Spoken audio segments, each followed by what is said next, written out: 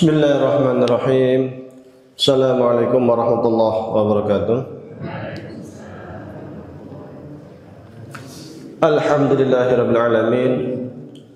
Alhamdulillahilladzi ja'alana ummatan muhammadiyatan ummatan wasata linakuna syuhada bainan nas yaumil qiyamah. Walladzi an'amana bi ni'matil imani wal islam wal salam wal karamah. Wa amarana bitamasuk bi kitabillahi wa sunnati rasulillah wa awjaba alaina al-amra bil ma'ruf wa nahyi 'anil munkar wa asyhadu an la ilaha illallah wahdahu la syarika lah lahul mulku wa lahul hamdu yuhyi wa yumiitu wa huwa 'ala kulli syai'in qadir wa asyhadu anna muhammadan 'abduhu wa rasuluhu alladzi qad ballagha risalahu wa adal amanah wa kashafal ghummah wa jahada fillahi haqqa jihadihi hatta atahul yaqin. Allahumma shalli ala sayyidina wa habibina wa syafiina Muhammad sallallahu alaihi wasallam wa ala alihi wa sahbihi wa tabi'in wa tabi'in at-tabi'in wa man tabi'ahum bi ihsanin ila yaumiddin, amma ba'du. Jemaah sekalian yang kami hormati, puji syukur kehadirat Allah Subhanahu wa taala. Pada malam hari ini kita sama-sama dapat melaksanakan sholat jamaah maghrib. Kemudian kita lanjutkan dengan ta'lim, mudah-mudahan mendapatkan barakah dari Allah Subhanahu wa taala. Salat serta salam semoga tetap tercurah untuk baginda Nabi Muhammad sallallahu alaihi wasallam. Melanjutkan hadis kedua dari kitab Misbahul Amal, Syarhu Al-Arba'ina fi Fadailil A'mal, ya. Kitab karya saya sendiri. Al-hadis ats-tsani, hadis yang kedua, fadlul masyi ila sholati, keutamaan jalan untuk melaksanakan salat. Hadis saya bacakan, kemudian jamaah mengikuti. Bismillahirrahmanirrahim. An Abi Hurairah qala qala Rasulullah sallallahu alaihi wasallam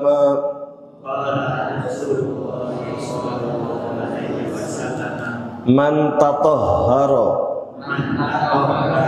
fi baitihi thumma masya ila baitin min buyutillahi liyaqdiya faridatan min faraidillahi kanat khutswatahu ihdahuma tahuttu khati'atan wal ukhra tarfa'u darajatan. Saya terjemahkan. An Abi Hurairah, dari Abu Hurairah radhiyallahu anhu, qala, dia berkata, qala, bersabdalah siapa Rasulullah sallallahu alaihi wasallam, baginda Nabi Muhammad sallallahu alaihi wasallam, man, barang siapa tatahhara, yang bersuci atau berwudu, fi baitihi, di rumahnya, summa, kemudian masya, dia pergi, ila baitin min buyutillahi, ke masjid atau ke musola, liyaqdiya, untuk melaksanakan faridatan, salat fardu, min faraidillah, di antara salat-salat fardu yang telah diwajibkan oleh Allah, kanat, maka baginya, khutwatahu, langkah-langkahnya,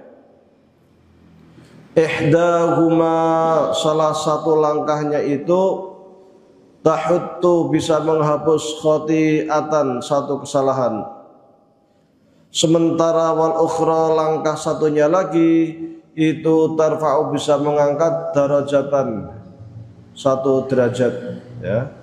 Dari Abu Hurairah radhiyallahu anhu, dia berkata, bersabda baginda Nabi Muhammad sallallahu alaihi wasallam, barang siapa yang berwudu di rumahnya, kemudian dia berjalan menuju masjid atau musalla untuk melaksanakan sholat, maka langkah-langkahnya itu satu langkah dapat menghapus satu dosa, sementara langkah yang lain bisa mengangkat dirinya menjadi sekian atau diangkat satu derajat. Ini adalah keutamaan kita. Pertama wudu, yang kedua salat di masjid atau di musalla, ya. Jadi wudu ini sesuatu hal yang sangat luar biasa yang menunjukkan bahwasanya Islam itu sangat mencintai kebersihan, sangat mencintai kebersihan. Maka wudu menjadi salah satu syarat sholat. Siapapun yang hendak sholat kok tidak berwudu, maka sholatnya tidak sah. Tentu saja wudunya harus memenuhi rukun-rukunnya, ya, sempurna, ya. Wudu itu rukunnya berapa? Rukun wudu 6. Nah, pertama lihat, yang kedua mencuci muka. Yang namanya mencuci itu berbeda dengan membasuh. Kalau mencuci itu seperti kita mencuci pakaian, itu harus guyur. Kalau membasuh itu hanya diusap. Maka yang namanya mencuci wajah itu harus sampai minimal airnya itu netes. Kalau hanya pakai semprotan seret, tidak sah kalau tidak ada netesan air. Atau disemprotkan di tangan basah kemudian diusapkan ke wajah, tidak sampai netes, maka itu wudhunya tidak sah. Karena ada viral di video di YouTube cara wudhu tatkala di pesawat ketika hendak haji, pakai semprotan sehingga kesannya hanya basah. Kalau hanya basah itu namanya membasuh, bukan mencuci. Kalau hanya mengusap, ya, hanya mengusap itu maka itu tidak sah. Standarnya minimal netes, air itu mengalir dan netes. Maka wajahnya harus dicuci. Wajah itu atasnya dari sini, ya. Kalau di mazhab Syafi'i sampai sini, ini wajah. Kalau di mazhab Hanafi sampai sini, ya, di mazhab Hanafi. Sehingga kalau mazhab Syafi'i kalau sampai sini sholat wajib ditutup begini yang perempuan, karena sini aurat. Menurut mazhab Syafi'i. Ya, kalau mazhab Hanafi basah sampai sini juga harus dicuci yang perempuan, bawah sini. Nah, maka andai pun sholat apa mungkinannya sampai sini saja, sholatnya sah. Tapi bawah sini harus dicuci. Kalau bawah sini nggak dicuci tidak sah. Sininya sampai ini ya, batas lebarnya batas ini sampai sini. Cuci benar. Nah, jadi itu syarat, ya. Kemudian tangan sampai siku. Nah, kalau rambut itu yang diusap, ya, usap. Kalau di Muhammadiyah semua, kalau di ikut mazhab Hanafi, kalau Syafi'i cukup 1, 2, 3, 4 helai, 3 helai. Yang penting basah. Kaki juga dicuci sampai mata kaki, ya. Bukan diusap baru terakhirnya tertib, ya. Itu harus sempurna. Sekiranya kita telah melaksanakan itu maka sudah sah. Andai airnya itu sedikit di pesawat ini kita bawa aqua. Andai biasa di kamar mandi mesti ada itu air melimpah di kamar mandi pesawat itu. Jadi tidak ada alasan kemudian tayamum Tidak ada alasan cuma disemprot-semprot tok. Karena aqua itu sudah cukup minimal yang wajib-wajib. Ya, kalau khawatir kurang yang wajib-wajib, nggak usah kumur-kumur juga nggak apa-apa, nggak usah istinsak menghirup air ke hidung juga nggak apa-apa. Ambil yang wajib-wajib, maka satu aqua itu cukup untuk berwudu. Tidak harus gebyur gitu kan. Nah, jadi ini yang harus diperhatikan karena sekiranya wudunya tidak sah, maka sholatnya juga tidak sah. Maka harus diperhatikan. Kalau hendak dapat tambahan pahala, sunnah-sunnahnya juga dilaksanakan, kumur-kumur, istinsyak ya, dan lain-lain lah. Syarhul hadis, keterangan dari hadis. Minas sunnati, di antara bagian dari sunnah baginda Nabi Muhammad SAW adalah ayat tawaddu'a, hendaklah berwudu siapa al-muslimu, seorang muslim itu fi baitihi, dari rumahnya, au min maudhi'in, atau dari tempat huwa yang dia itu fihi, di dalamnya, kemudian qasid, dan dia pergi menuju al-masjidah, masjid. Jadi sunnah, umpamanya dia di rumah hendak ke masjid, berarti wudunya di rumah. Kalau dia di kantor hendak ke masjid, berarti wudunya di kantor ya. Dia di terminal azan mau ke masjid, cari tempat wudhu di terminal, baru dia jalan ke masjid seumpama. Ini sunnah, ya sunnah. Kalau mau wudhu langsung di masjid boleh, sah, tidak masalah. Tapi kalau mau dapat banyak pahala seperti itu. Kal maktabi, seperti kantor, atau al istirahati, tempat istirahat. Ya. Au ghairihima, atau yang lainnya. Di mana kita sedang berada di kumandangan azan, disitulah kemudian kita berwudhu, untuk kemudian kita berjalan berangkat menuju masjid atau musalla. Wa yadhabu, kemudian dia pergi ilal masjid, menuju masjid, mutawaddian, dalam kondisi dia sudah berwudu. Waman, barang siapa taroka, meninggalkan dalika, yang demikian itu, artinya dia tidak wudu dari rumah, wa tawaddu'a, dan dia wudu fi dawratil miyahi, di tempat wudu at-tabi'ati, yang dimiliki oleh lil masjid, masjid, fala haraja, tidak mengapa alaihi, atasnya. Artinya sekiranya dia pengen wudu di masjid langsung juga boleh, atau dilalai air rumah mati ya, wudu di masjid sajalah, ya nggak apa-apa. Atau dia orangnya kentutan, yang tak wudu di masjid lah, nah, boleh ya, karena itu sunnah. Lakinnahu, namun bagi dia itu yafutuhu, terlewatkanlah dia itu fadlun, keutamaan kabiran yang besar. Hanya sekiranya dia wudu di masjid, maka dia kehilangan pahala yang mestinya ketika berangkat dari rumah menuju masjid itu, setiap langkahnya bisa menghapus dosa dan bisa mengangkat derajatnya. Jadi kalau dia wudu di masjid, ya pahala tetap. Orang menuju ibadah kan pahala, tetapi tidak dapat keutamaan ini. Apa itu? Kaki kanan melangkah menghapus dosa, kaki kiri melangkah mengangkat 1 derajat. Dan 1 derajat itu tingginya antara langit dengan bumi, 1 derajatnya.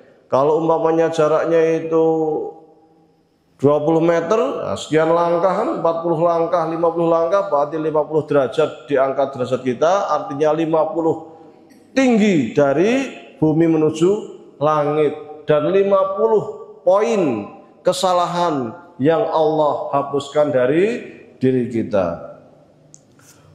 Wa annahu, dan bahasanya ia itu layakunu lahu fadl musalli, dia tidak mendapatkan keutamaan orang yang sholat minhin, saat dia itu furujihi, keluar min baitihi, dari rumahnya.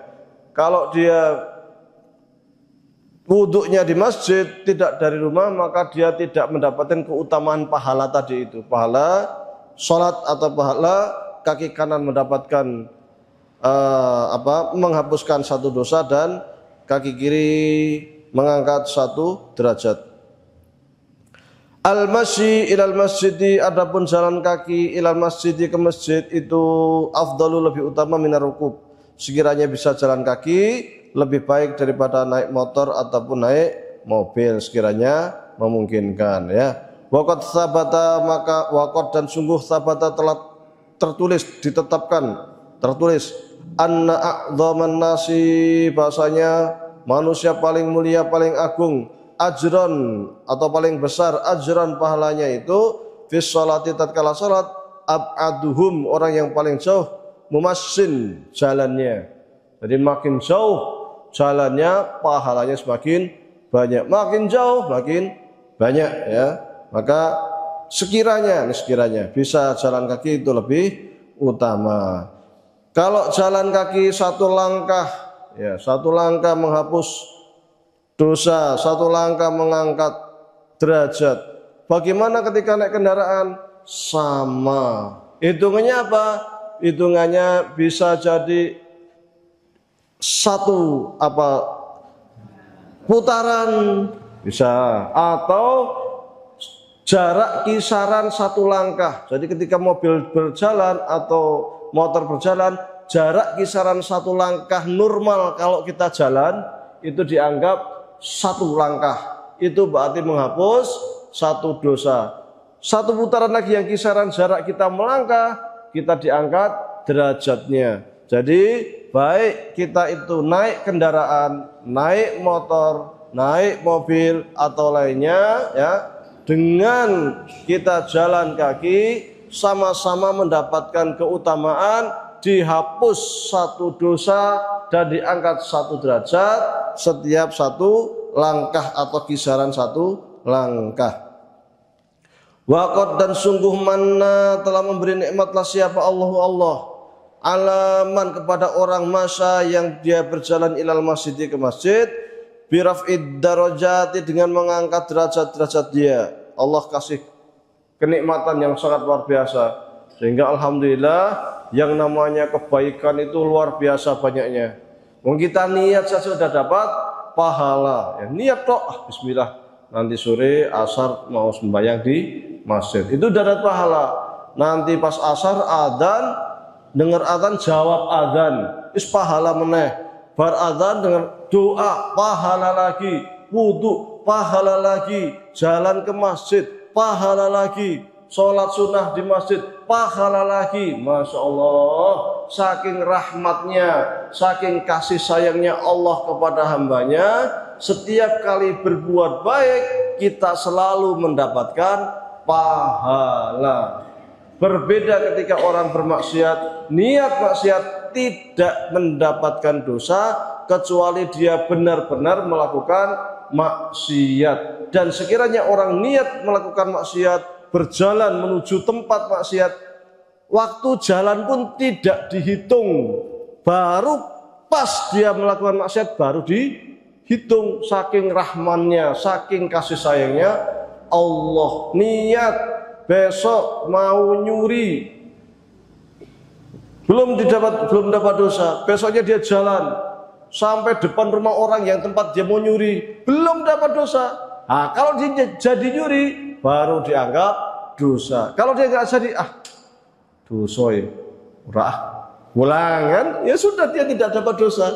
Tapi kalau kita ingin melakukan kebaikan, niat pahala, wudu pahala, dengar adzan, ngikutin suara adzan pahala, doa setelah adzan pahala, berjalan menuju masjid pahala, sampai masjid sholat tahiyatul masjid pahala, sholat qobliyah pahala, sholat wajib pahala, setelahnya sholat ba'diyah pahala, zikir pahala. Luar biasa kasih sayangnya Allah itu.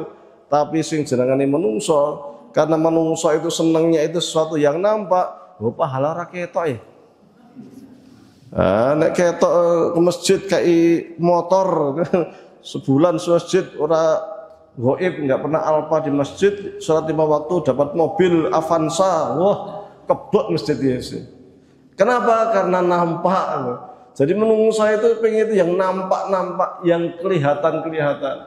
Padahal sesungguhnya ya pahala itu ada nampak, tapi mata kita saat ini tertutupi. Mata kita tertutupi. Ketika kita meninggal dunia, baru Allah buka. Fakashafna angka ghita'aka fabasarukal yauma hadid. maka kemudian sesuatu yang menutupi mata kita, Allah buka singkap sat. Fabasarukal yauma hadid, maka mata kita itu bisa melihat tajam sekali. Kesalahan sekecil apapun ketok, pahala sekecil apapun kelihatan semua nanti. Jadi ketika nyawa kita itu keluar dari badan kita sudah langsung buka sat. Waduh, ternyata saya maksiatnya banyak sekali. Waduh, alhamdulillah saya pahalanya banyak sekali. Kelihatan semua. Maka dengan hal-hal yang meskipun tak nampak kita yakini kebenarannya karena itu tertulis di dalam Al-Quran dan juga sunnah baginda Nabi Muhammad Sallallahu Alaihi Wasallam. Kita yakin bagian dari keimanan kita, yakin benar bahwasanya pahala itu ada, dan pahala itu yang akan menolong kita, menyelamatkan kita kelak di alam kubur. Karena semua hal yang kita simpan di dunia, semua hal yang kita tabung di dunia, rumah mewah, kendaraan mewah, semuanya emas berlimpah, uangnya sampai triliunan, semuanya ketika kita meninggal dunia, satu pun tidak ada yang ikut ke alam kubur. Yang ikut hanya amal.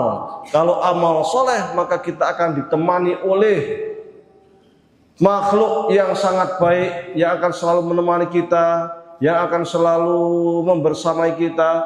Tetapi ketika kita punya amal yang tidak baik, akan menjadi makhluk yang sangat mengerikan, yang akan menambah ketakutan kita. Jadi sebelum malaikat datang di alam kubur, kita baru berjalan dari rumah menuju alam kubur. Kalau amal kita itu buruk, itu sudah kelihatan itu. Wah, sudah nakut-nakutin kita itu. Sudah gemetaran kita itu.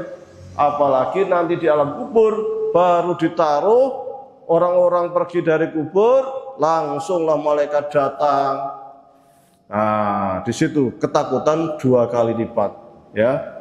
Karena amal buruknya akan semakin menakut-nakuti kita, tambah siksaan dari malaikat, ya. Naudzubillah. Wa qad manallahu, dan sungguh mana telah memberi kenikmatan siapa Allahu alaman kepada orang masa yang berjalan ilal masjid ke masjid, bi raf'id darajati, dengan mengangkat derajatnya dia, wa takfirul khati'at, ya, wa takfiril khati'at, dan juga menghapuskan dosa-dosa kita, ya. Bahkan wudhu saja kita membasuh muka kita, dosa-dosa kecil yang ada di muka kita rontok. Kita membasuh tangan kita, dosa-dosa yang nempel di tangan kita rontok. Kita membasuh kepala kita, dosa-dosa yang menempel di kepala kita rontok. Kita nyuci kaki kita, maka dosa-dosa yang nempel di kaki kita rontok. Saking sayangnya Allah kepada manusia, saking tidak pengennya Allah itu melihat manusia kelak itu disiksa oleh malaikat, saking tidak pengennya. Allah itu pengen hambanya itu masuk surga semuanya. Maka ketika ada yang sampai masuk neraka itu berarti memang tak punya amal, ya, saking gebangeteni, nah, seperti itu. Karena sayang sekali Allah pada hambanya. Wudhu bisa menghapus dosa, berangkat ke masjid bisa menghapus dosa, istighfar astagfirullahaladzim bisa menghapus dosa. Bahkan ketika jam pagi-pagi sebelum subuh, ya, menjelang waktu sahur, ya, Allah itu akan berkata, wahai hambaku, siapa yang malam ini meminta rahmat kepadaku, akan saya kasih rahmat. Wahai hambaku, siapa yang malam ini, yang saat ini beristighfar minta ampun kepadaku, akan saya ampuni. Keliling. Jadi disebar itu, rahmat Allah disebar, ampunan Allah disebar. Bagi siapa? Bagi yang mau, bagi yang beristighfar, saking rahmatnya Allah. Tapi ini terkait dengan dosa-dosa yang berhubungan dengan Allah. Adapun hakul adami, dosa-dosa yang terkait dengan sesama manusia, tetap kita harus minta dihalalkan. nek ndek utang tetep kudu dibayar. Jangan mentang, oh ini ada hadisnya ini kalau ke masjid wudu dari rumah langsung masuk masjid dosa-dosanya digugurkan. Nek ngono aku ora usah membayar utang. Wah, hutang tetap harus dibayar. Maka apa kita Nabi mengatakan maka inda madlamatun li akhihi min malihi aw irdihi falyatahalal minhul yawm qabla ayyakuna dinaran wala dirhaman. Barang siapa yang ketika dia itu di dunia pernah melakukan kesalahan kepada saudaranya sesama muslim, min malihi, kesalahan itu terkait dengan harta benda, pernah ngutil, pernah ngapusi, pernah nyolong ya, terkait dengan harta benda, pernah pinjam nggak membayar, atau min irdihi, atau terkait dengan kehormatan dia, pernah memfitnah, pernah menggunjing ya, pernah menuduh hal-hal yang tak baik, maka fal yatahallal minhul yawm. Mumpung masih hidup di dunia, hendaklah dia itu meminta supaya dimaafkan. Kenapa? Qabla ayyakuna dinaran wala dirhaman. Sebelum ketika kelak kita meninggal dunia, di akhirat tak ada gunanya lagi yang namanya harta benda. Sugi kaya ngopo sudah tidak ada gunanya lagi kelak di akhirat, karena semua harta kita akan kita tinggalkan di dunia. Maka sebelum kita tiba ajal kita, sebelum kita menghadap Allah Subhanahu wa taala, sekiranya kita punya kesalahan kepada Allah, banyak-banyak beristighfar ya, banyak-banyak beramal soleh, banyak-banyak melangkahkan kaki menuju masjid, sering-sering untuk berwudu, sering-sering untuk berzikir. Dan juga sekiranya kita mempunyai kesalahan, kekhilafan kepada orang lain, sesama manusia, sesama Bani Adam, hendaklah kita meminta maaf. Sekiranya terkait harta, kita kembalikan atau minta dihalalkan ya.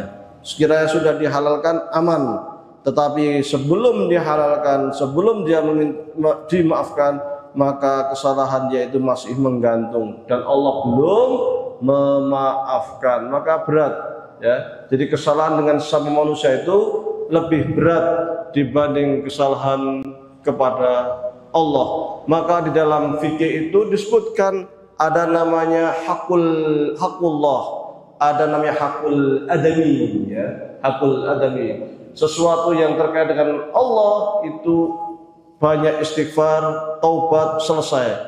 Tetapi yang hakul adami ini hanya orang itu yang bisa memaafkan atau menyelesaikan persoalan. Maka ketika ada seumpama pembunuhan ya, pembunuhan secara sengaja, maka dia dikisos.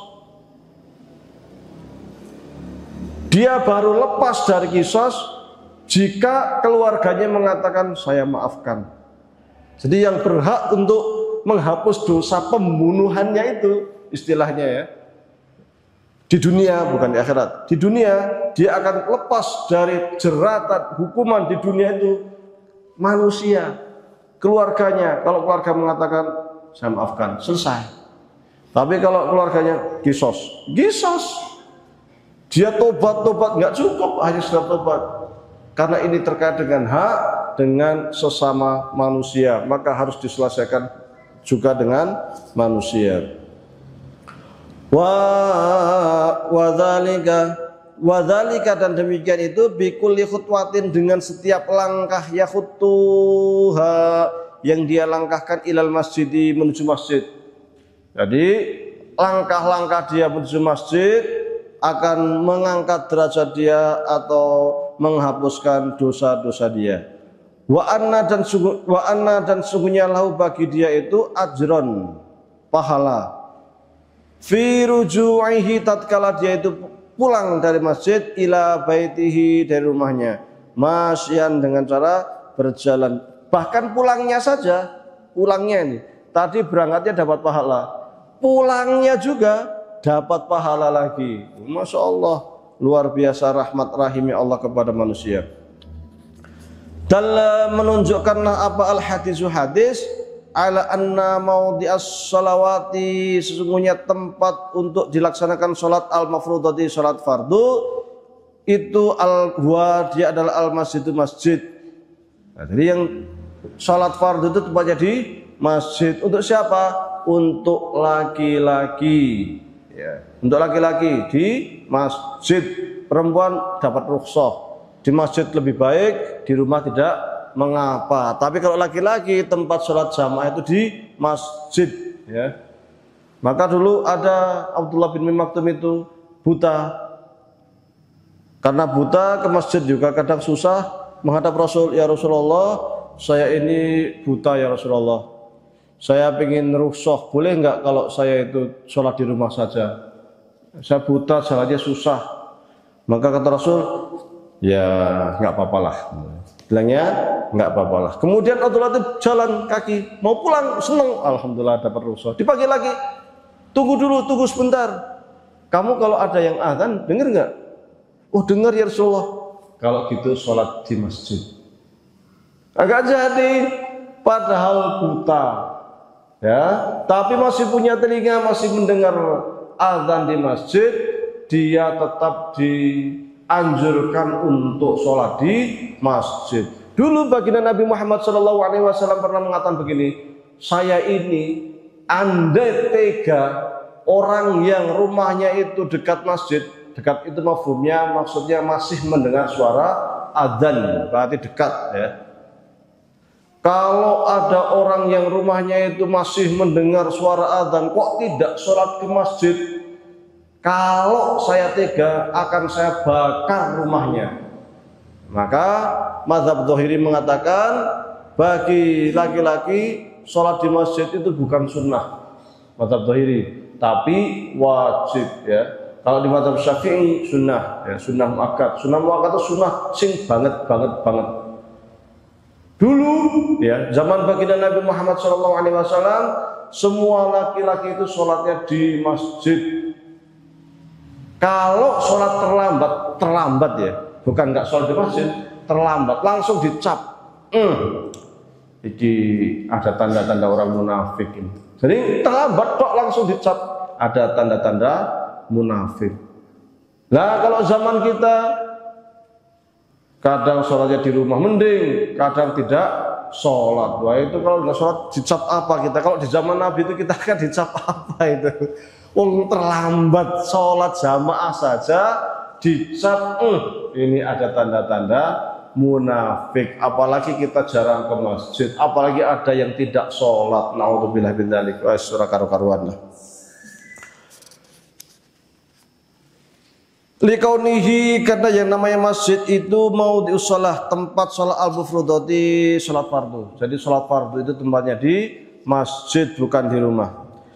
Al-hirsu, semangat ala adai sholawatil mafrudati, untuk senantiasa melaksanakan sholat wajib itu fil masjid, di masjid, ma'al jamaati, dilaksanakan secara berjamaah. Karena sholat jamaah itu merekatkan hubungan sesama muslim.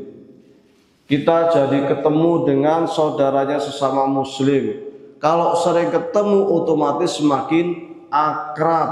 Apalagi ketemunya sehari 5 kali, tambah akrab. Kemudian tambah lagi mingguan dengan sholat Jumat.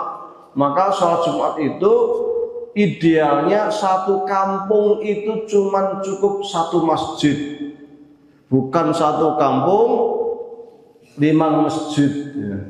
Kenapa? Karena target tujuan utama dari sholat Jumat itu adalah merekatkan orang sekampung. Nah, kalau zaman kita kan enggak sekampung, oh masjid kayak NU, kayak Muhammadiyah, kayak Opo, setiap tempat punya masjid dewi-dewi. Padahal sunnahnya itu satu kampung satu masjid. Kalau di mazhab Syafi'i, kalau satu kampung kok ada 2 masjid, maka yang takbir, yang dianggap sholat Jumat itu yang pas qomat Allahu Akbar, asyhadu an la ilaha illallah. qomat langsung takbir pertama, Allahu Akbar. Takbir pertama. Masjid yang lain yang belum takbir, yang belum selesai khutbah, maka sholat Jumatnya tidak sah. Tuh di mazhab Syafi'i. Lalu apa yang dilakukan? Silahkan tetap sholat, tetapi setelah Jumat harus mengulang dengan sholat duhur. Nah, kalau kita kan nggak ngaku nih Syafi'i, ini saat kamu ngorok berapa masjid sholat Jumat dianggap sah, kabeh. Nek mazhab Syafi'i asli ora. Di mazhab Syafi'i itu aslinya satu kampung cukup satu masjid, karena memang tujuan utama dari sholat Jumat itu untuk merekatkan orang-orang sekampung. Nek mazhab Ja'fari beda lagi. Ya. Mazhab Ja'fari itu kalau sholat Jumat sak kabupaten cukup sak masjid. Sak kabupaten. Jadi tempat yang dimana di situ ada alun-alun ya, ada masjid gede. Nah disitulah sholat masjid itu. Maka semua kalau hari Jumat berbondong-bondong kumpul jadi satu. Dan itu sesungguhnya bagian dari syiar ya. Jadi luar biasa ya, sholatnya rame ya, orang masjidnya yang besar, jamaahnya banyak. Karena satu kampung, satu kabupaten reuni mingguan, wah seru. Ya. Minimal menurut mazhab saya sak kampung sak masjid itu kelihatan rame begitu. Nah, tidak sini masjidnya si kosong, kono si kosong, kono si kosong dibuat. Maka apa namanya, idealnya, bagusnya adalah sak masjid satu kampung. Tapi kondisi kita yang macam-macam ya, kalau sesuai asal memenuhi syarat ya, di mazhab Syafi'i syarat makmum berapa? 40 kalau sholat Jumat. 40 itu adalah orang yang memang sudah memenuhi syarat rukun. Kalau jumlahnya 40, jumlahnya 50. Sing 50 itu ternyata yang 11 anak SD kelas 3 kan belum balik. Yang 39 yang dewasa tetap tidak sah. Kenapa? Karena hitungannya baru 39 ya. Karena minimal jamaah sholat Jumat itu 40 itu menurut mazhab Syafi'i ya. Kalau di Muhammadiyah sementing jamaah nggak ada hitungannya berapa. Hukmu sholatil jama'ati, adapun hukum melaksanakan sholat jamaah itu sunnatun, sunnah mu'akkadatun yang mu'akkad. Sunnah mu'akkad itu sunnah yang sangat-sangat dianjurkan karena memang keutamaan sholat jamaah luar biasa. Maka baginda Nabi Muhammad SAW itu sekiranya sholat jamaah setelah salam, Assalamualaikum warahmatullahi Assalamualaikum warahmatullahi. Apa yang dilakukan? Menghadap ke makmum. Ya. Untuk apa menghadap ke makmum? Iso ngabsen. Siapa yang biasanya di soft sana kok sekarang kok nggak ada ya, kemana ya? Nanti Rasul tanya ke sahabat, itu kemana ya kok nggak datang? Ya Rasulullah, dia dari kemarin sakit. Oh sakit. Kalau gitu kita rame-rame kita tengok. Nah kan gitu. Yang ini kemana ya? Oh lagi safar ya Rasulullah. Oh jadi ngabsen. Biar apa? Sesama muslim itu rekat, persahabatannya rekat, ukhuwah Islamiyahnya rekat, solidaritasnya rekat dengan sholat jamaah. Pernah suatu kali baginda Nabi itu ngabsen begini, itu yang di pojok itu biasanya ada mbok-mbok rajin sholat jamaahnya, kemana ya kok nggak ada ya sekarang ini? Maka jamaah mengatakan, ya Rasulullah, itu ibu yang biasa sholat di pojok masjid itu sudah meninggal dunia. Wah, ibu ini rajin sholat di masjid, rajin nyaponi masjid, bersih-bersih masjid. Maka Rasul langsung bangkit, kaget. Loh, meninggal dunia kalian, kenapa gak kasih tahu saya? Kenapa saya gak diberitahu? Kenapa kalian diam saja? Rasul agak marah ya. Kenapa? Karena ada jamaahnya yang meninggal dunia, Rasul sampai tidak tahu. Makanya ngabsen. Habis Assalamualaikum warahmatullahi, menghadap ke belakang, di absen satu-satu. Oh ini ada. Maka ketika ada jamaah yang nggak ada ternyata meninggal, Rasul langsung berdiri.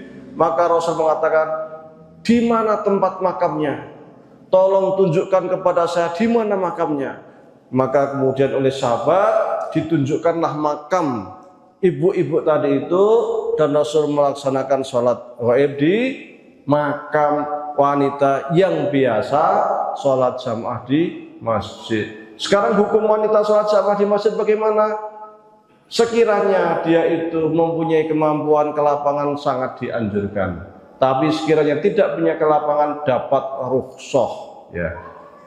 Dulu sahabat-sahabat Nabi, sahabat ibu-ibu terbiasa sholat di masjid. Ibu-ibu biasa. Maka Rasul mengatakan begini, khairu sufufi rijal awwaluha wa syarru akhiruha, wa khairu sufufi nisa'i akhiruha wa syarruha awwaluha. Sebaik-baik saf laki-laki itu saf pertama, seburuk-buruk saf laki-laki yang paling belakang. Sebaik-baik saf perempuan yang paling belakang, seburuk-buruk saf perempuan yang paling depan. Diatur sedemikian rupa. Kenapa diatur? Karena pintu masjid dulu satu begini, pintu masjid satu. Sehingga kalau perempuan menuin belakang dulu, baru depan. Kalau laki-laki depan, baru belakang. Untuk apa? Sekiranya imamnya selesai, kemudian salam, kemudian hendak pergi meninggalkan masjid, maka perempuan meninggalkan masjid terlebih dahulu, baru kemudian laki-laki. Ada aturannya. Ya. Kemudian para sahabat bertanya kepada baginda Nabi, ya Rasulullah, ini pintu masjid kok cuma satu. Kita kadang kalau keluar masjid kadang nggak enak, kadang kita pas mau keluar laki-laki juga mau keluar. Kita pas mau masuk kadang ada laki-laki main masuk. Ya Rasulullah, bisa nggak dibuatkan satu pintu lagi khusus perempuan? Nah, maka kemudian dibuatkanlah pintu khusus perempuan oleh Rasul Shallallahu Alaihi Wasallam. Dulu zaman Rasul tidak ada batas satir begini antara saf laki-laki perempuan, nggak ada. Cari hadisnya nggak ada. Jadi sholatnya laki-laki kosong, belakang perempuan, gini saja, nggak ada satirnya begini. Maka di madhab Syafi'i, sekiranya sholat itu ada satir, hail namanya. Kalau sampai makmum tidak bisa melihat imam, atau makmum itu tidak bisa melihat makmum setelahnya atau depannya, maka jamaah yang di belakang itu tidak sah. Maka di mazhab Syafi'i ada namanya itu iftiradiyat, iftirad itu hayalan. Terus batasnya seberapa jauh? Ya sekiranya 100 meter masih bisa melihat, berarti masih bisa. Dilalai, sana ada sholat jamaah, sini ada sungai, semuanya itu luas sekali, jaraknya 100 meter. Wah, masih ketok sholat jamaah dan masih dengar suara imam, masih sah. Tapi lebih dari itu terlalu jauh, menjadi tidak sah. Ya, jadi kalau dihalangi oleh sungai, dihalangi oleh jalan, itu masih sah. Tapi dihalangi oleh dinding yang makmum itu tidak bisa melihat imam atau tidak bisa melihat makmum di depannya, menjadi tidak sah. Maka sebagian masjid-masjid itu dikasih satir seperti ini, tapi satirnya yang transparan, supaya apa? Bisa melihat makmum yang ada di depannya. Jadi zaman Rasul nggak ada, ini tidak bagian dari sunnah sebenarnya, ya, tidak bagian dari sunnah, karena sunnahnya itu asli zaman Rasul tidak ada seperti itu. Itu menunjukkan bahwasanya zaman Rasul itu sangat egaliter, sangat kesetaraan laki-laki dan perempuan itu sangat luar biasa. Hanya memang sesama sahabat, sesama sahabiat antara laki-laki dan perempuan memang satu sama lain saling bisa menjaga, baik menjaga pandangan atau lainnya. Saat ini jika satir boleh, tetapi jangan sampai satir itu makmum yang di belakang tidak bisa melihat makmum yang di depan, karena nanti akan tidak sah. Maka kalau kita lihat masjid-masjid itu yang lantai 2, masjid lantai 2 biasanya tidak ditutup semuanya. Biasanya di depan itu masih ada lubang, ya. Lubangnya itu di mana-mana itu, ya. Untuk apa? Supaya makmum yang di atas itu melihat imam, masih melihat yang di bawahnya. Berarti masih sah. Tapi kalau ditutup sama sekali sampai tidak bisa melihat makmum yang di bawahnya atau imam yang di bawahnya, maka sholatnya jadi tidak sah. Loh, tapi bisa aja pakai TV. Loh, kalau pakai TV masa sembahyang di rumah pakai TV juga bisa kan itu. Imamnya di Masjid Haram. Nggak bisa, nggak boleh ya. Apalagi imamnya di Masjid Haram ya, waktunya saja sudah beda. Hukmu salatil jama'ati, sudah adzan ya, sedikit lagi.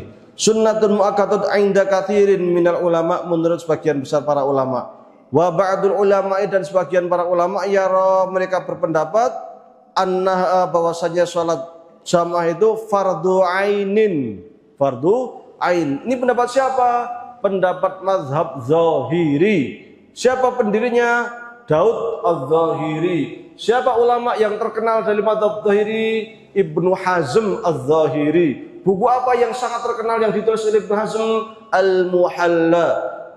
Bukunya tebal ya, luar biasa Ibnu Hazm. Ya, pemikirannya, fikihnya juga sangat luar biasa ya. Cuman saat ini mazhab Zahiri sudah tidak punya pengikut. Yang ada sekarang adalah Maliki yang itu di Afrika Barat ya, Syafi'i di Asia Tenggara, Afrika Timur, Hambali di Teluk, Hanafi di Turki, Eropa Timur, Rusia, Afghanistan, Pakistan, India. Itu mazhab Hanafi. Ja'fari yang ada di Iran, yang ada di Irak sebagian itu Ja'fari. Zaidi yang ada di Yaman. Ibadi yang ada di Amman. Ini mazhab-mazhab yang masih ada ya. Ada Zahiri, ada beberapa ulama yang mencoba untuk menghidupkan di Maroko sana. Karena dulu mazhab Zahiri itu berkembang di Andalus ya. Asalnya dari timur, dari Baghdad. Karena Daud Az-Zahiri ini adalah murid dari Imam Asy-Syafi'i. Tapi kemudian pendapat-pendapatnya berbeda dengan Imam Syafi'i sehingga membuat mazhab baru yaitu mazhab Zahiri. Dua murid Imam Syafi'i yang membuat mazhab baru adalah salah satunya Abu Daud Az-Zahiri ini, yang satu lagi adalah Ibnu Hambal, Imam Ibnu Hambal yang kemudian disebut dengan istilah mazhab Hambali ya. Ya'timu, berdosa siapa tarikuha, orang yang meninggalkannya. Jadi menurut mazhab Zahiri, menurut Ibnu Hazm ya, orang yang tidak sholat jamaah itu berdosa. Wa in sahat, meskipun sholatnya, wa in sahat meskipun dianggap sah apa sholatuhu, sholatnya.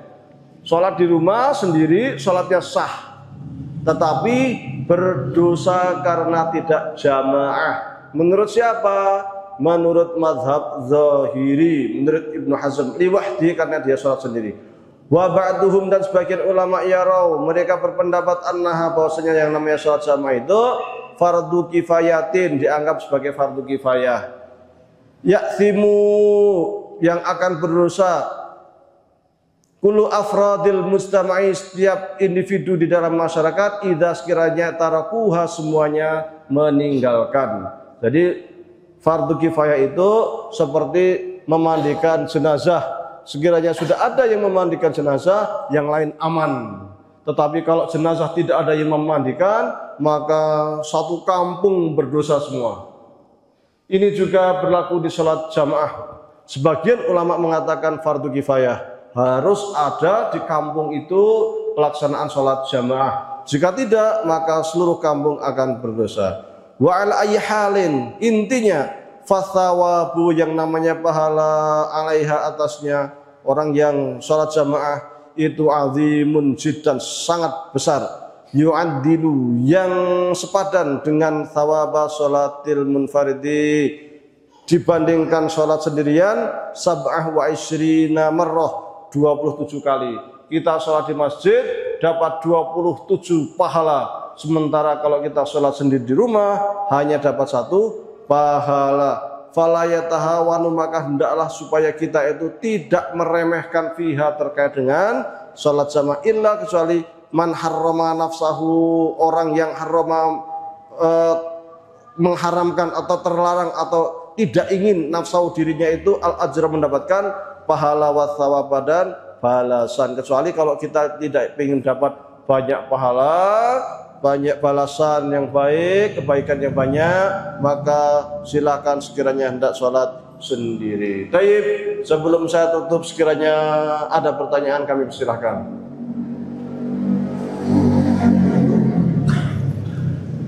Sekiranya tidak, ya kita tutup. Mudah-mudahan bermanfaat.